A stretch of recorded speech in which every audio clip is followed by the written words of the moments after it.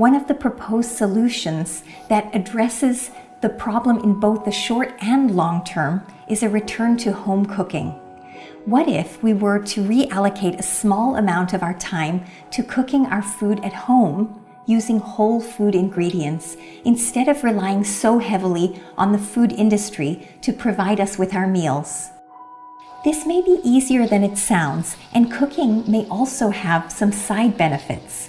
What role do you think that a return to home cooking can play as we try to promote the health of our nation? You would think it's about the food and not the process by which it's made, but in fact the process by which the food is made has a lot to do with our health. And so we do have research that suggests that families who eat food cooked by humans are eating a better diet and are healthier as a result. But many other things follow from the process of cooking. I mean, when you cook at home, you will use the best ingredients you can afford. You will keep it really simple. You don't need the food to last 6 months on a shelf. And the odds are whatever you eat, it will be better than processed food. There's something about the act of cooking that enforces, without us even being conscious of it, a healthy, wholesome diet. I think it's very hard to get fat on home-cooked food. Now, the other reason, though, that cooking is important is that if you cook, you will have a meal. You will sit down at a table with other people. Your family will eat together. And that has a lot of implications for our health, too. Eating alone, snacking, eating in front of the television, all these things lead to a very different kind of food consumption. Michael, what advice do you have for people who say they don't know how to cook or they don't have time to cook? Yeah. You know, I hear that a lot. People think it's the hardest thing you could ask them to do, to start cooking a little bit more. And they don't have the skills, or they don't think they do, and they don't have the time.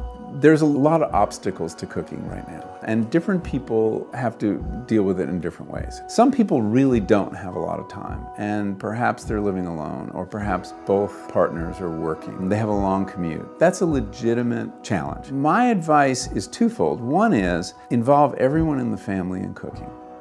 We do not bring our children into the kitchen, and that is an enormous disservice to them long term. Take turns with your partner or share the work. A lot of the problem of cooking is the work has all been dumped on one member of the family, usually the woman. And that's not fair, and it's not realistic now that women are in the workforce. So sharing the work is one very important way to reduce the time burden. Another is, and I find this very useful, is give a couple hours on a Sunday to preparing food for the week. Freeze a couple things, or make a dish that is going to produce lots of leftovers. When I was researching one of my books, I was soliciting food rules. I got a letter from a doctor, a transplant cardiologist, and at his last meeting with patients, he would take out his prescription pad, and they all thought he was writing a prescription for a statin or whatever it was. But in fact, he was writing a recipe for roast chicken. And on the back, he turned it over, and it was a recipe for making chicken tacos. And he said, this is what you need, not another drug.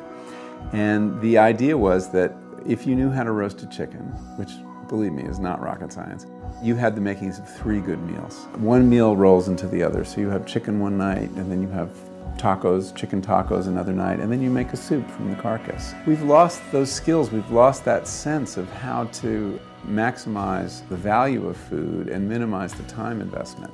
We erect a lot of barriers to cooking in our heads. And one of the reasons I wrote Cooked was to help people get over those barriers and realize, too, that we've been kind of brainwashed to think about cooking as drudgery. It's not. It's really satisfying. And more satisfying the better you get at it. I mean, to handle plants and animals and fungi and to learn how to manipulate them and make something delicious. And if you approach it more as a pastime and less as a chore, you will enjoy it more. And you have to realize, too, that we've been getting marketing messages that are designed to get us to go out to eat or buy processed food. And those marketing messages include a very strong message that this is really hard and really boring. And it's neither of those things. People overcomplicate cooking. We live in a culture that celebrates cooking but doesn't actually do it very much. We watch it on television, we watch it in restaurants where now the kitchens are all open, and we all think that cooking means restaurant food. And it's not. That's all special occasion food. Everyday home cooking is throwing a fillet of fish on the grill or in a pan. It's taking out a box of frozen spinach. Frozen vegetables is a very healthy choice, very easy choice. You don't have to wash anything. You can use your microwave for it. You can dress it up with some garlic or olive oil or lemon juice. There are a lot of really satisfying meals that you can get on the table in less than a half hour. Some of us don't know how to make them, and I think that that's a tremendous problem because the cultural transmission of knowledge about how to cook, how to be resourceful in the kitchen, has been broken by a generation that's not cooking. By reallocating a small amount of our time and energy to the preparation of simple, home-cooked meals, we become empowered as we take back control over the foods we eat. Cooking is a very practical solution to our modern health challenges that can be put into action almost immediately using whatever resources are available. In addition, cooking brings us closer to food rather than seeing food as the enemy. Cooking can protect our relationship with food, and it may be one of the most powerful ways to protect our long-term health.